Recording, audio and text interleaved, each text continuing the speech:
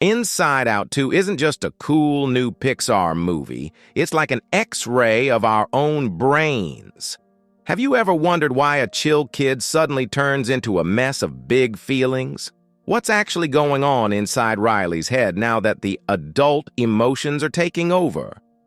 We usually think of anxiety as the bad guy, but what if she's actually there to protect us? Strap in! We're going deep into the mind to see how these new emotions are changing everything. It all starts off feeling super familiar. Joy is at the wheel, Riley is doing her thing, and life seems bright and easy. But take a closer look at the console. There are new buttons popping up. It's not just a design change. It's a signal that childhood is officially over. The brain is getting more complex and the old controls just don't cut it anymore. Now look at the memory spheres. They're not just one solid color anymore. Before, a memory was either sad or happy, but now they're glowing with all sorts of colors at once. It's like an emotional cocktail, where winning can feel a little bitter, and sadness can actually feel warm. Welcome to growing up, where every yesterday is a messy puzzle of mixed feelings, and every single one of them belongs in our heads. Riley is 13 now, and welcome to the epicenter of the puberty explosion. Just look at her inner world. It's changing right before our eyes. Goofball Island is still floating, reminding us that inside every grumpy teenager, there's still a kid who just wants to be silly. And here's what's really scaring Joy. Family Island has shrunk so much you can barely see it through binoculars. It's not gone. No, it's just stepped aside for the massive neon-bright Friendship Island. In psychology, we call this separation. Parents stop being the center of the universe, and what your friends think becomes more important than oxygen. Authority is crumbling, old pillars are weakening, and it is into this vacuum, into this frightening unknown, that the one who promises to protect Riley from all social catastrophes bursts in at full speed. Victory on the ice, a trophy in her hands. Riley is on top of the world. But right at that moment, the puberty alarm goes off inside her head. Literally overnight, Riley's chill world turns into a massive construction zone. Hormones are crashing into headquarters. The creators showed this chaos perfectly. The old control panel just doesn't listen anymore. It's become super sensitive. Even the tiniest touch from joy or anger sends Riley into an emotional storm. It's that exact age where you're like, I don't even understand myself. And right in the middle of this biological mess, Riley gets hit with a huge blow. Her best friends are going to a different school. Friendship Island is starting to crack. Her teenage brain is panicking, looking for something to hold on to, and then she sees her, the cool high schooler, well. Suddenly, the stakes are sky high. Will they like me? Am I good enough? The old emotions have no idea how to handle these grown-up questions. The control panel flashes a bright, nervous orange, and out of the shadows, she appears. Anxiety. She's not here to ruin Riley's life. She's here to protect her future in a brand new, scary world. Meet Anxiety. Her design in the movie is brilliant. She's always a little messy with huge eyes, and she carries suitcases full of plans she's ready to open at any second. And she doesn't come alone. She storms into headquarters with her support team, the sharp and toxic Envy, the slow and awkward Embarrassment, and the quiet, tired Ennui. Together, they form the classic team of growing up. Joy, as usual, tries to be a good host. She welcomes everyone and believes every emotion has a place. But Anxiety plays by her own rules. She's not just an emotion, she's a future-focused strategist. Her mission sounds noble. She wants to predict the future and protect Riley from dangers that haven't even happened yet. But here's the trap. To save Riley, anxiety switches into catastrophe mode.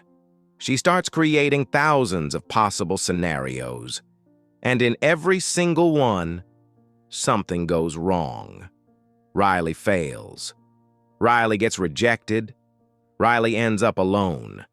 Anxiety isn't just planning. She's basically making little movies in Riley's mind about everything that could go wrong. For the brain, it feels like an endless thriller where the only goal is to survive. And this is the moment when the protector slowly turns into a dictator. A voice that takes away the present moment in exchange for a future that may never happen. In the nightmares that anxiety creates, Riley becomes an outsider. She ends up completely alone. And to stop that from happening, this strategic emotion creates a strict survival plan. And this is where the scariest part begins. Anxiety takes full control of the console. Now every decision Riley makes is no longer coming from her true self. It becomes cold calculation. She joins the popular captain's team, not because she likes it there, but because she's afraid of becoming invisible. Her old beliefs, her kindness, her honesty, all of it gets pushed aside. Everything is replaced by one single goal: fit in, no matter the cost. This is the moment when a child's identity starts to crack. Because now her choices are not built on values. They are built on panic about the future. And we watch Riley slowly lose herself, trying to become the person she thinks the world wants her to be. And here comes the most dramatic part. Joy gets exiled. In real life, it's like someone is telling themselves, "You can't be happy until you fix everything." Anxiety starts building a whole new belief system for Riley. If Joy built it on the idea, "I am a good person," anxiety replaces it with a poisonous thought: "I'm not good enough." This is a key moment for understanding anxiety disorders. Anxiety isn't just picking Riley's clothes or friends. It's rewriting her personality. Every choice she makes is now an attempt to escape imaginary failure. She trains until she's exhausted, lies to her friends, gives up her own interests. And this is the trap that millions of adults fall into. We fear the future so much that we stop living in the present. At some point, the control console starts to spark. This is overload. Riley's mind can't handle the pressure of the perfect image anxiety has created. And this brings us to the most powerful scene in the movie: the panic attack. We see Riley's panic attack on the penalty bench, and this is one of the strongest and most honest scenes in animation history. Look at the control console. Anxiety freezes. She created such a powerful storm of thoughts that she got lost in it herself. In psychology, this is called analysis paralysis. She wanted so badly to protect Riley from failing that she ended up bringing her to complete emotional exhaustion. At this moment, we understand the main truth of the movie. Anxiety is not the enemy. She's a protector who doesn't know her limits. She's like a guard who locks all the doors and windows to keep a thief out, but the homeowner ends up suffocating inside. The resolution comes when Joy returns and realizes she cannot just kick out anxiety. They have to work together. Riley is not just her wins and joys. Riley is also her mistakes, her shame, and her fears. A whole personality is built when we accept all our parts. When Riley takes a deep breath and feels the texture of the stick, the cold of the ice, and the smell of the arena, she comes back to the here and now. And that is the best lesson for handling anxiety: grounding. After using a powerful grounding technique, the storm inside Riley finally calms down, and she does something anxiety would never have had the courage to do. She becomes vulnerable. Riley honestly tells her friends, "I was scared." And this is where the magic happens. Honesty breaks down the wall of distance. See those golden sparks on the control console? It's not just joy coming back. It's the moment Riley takes control for herself. Before, her emotions were driving her. Now she invites them to the controls. She's no longer a hostage of her fear or her obsessive need to be the best. When Riley steps back on the ice, we see a completely different person. She no longer looks at the coach, trying to guess what he's thinking. She doesn't seek approval from the popular older girls. She just plays hockey. She enjoys the game, the crunch of the ice, and herself. This is the main message of the movie. Mental health is not about having no anxiety or sadness. It's about finding a place for every part of yourself. Inside Riley's mind, there's now a full orchestra, and every instrument has its part. And the conductor? She is. The journey from "I have to be perfect" to "I am allowed to be different" is complete. And that is the most important victory in her life. You guys, Inside Out 2, left us one very important lesson.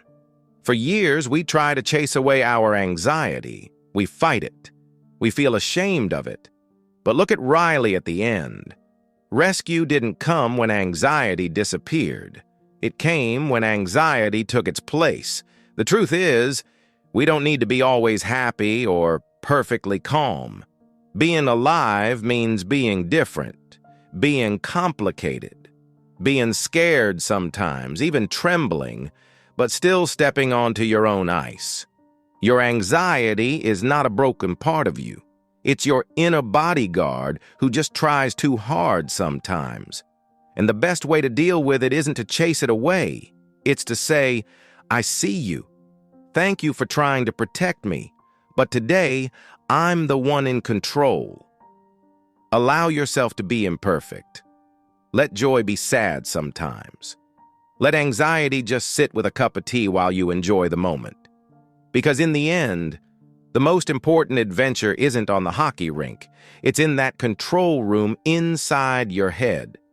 Which emotion has been running your console lately? Write it in the comments. Let's talk about our orange and golden moments. And don't forget to subscribe.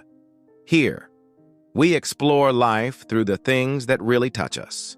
See you in the next videos.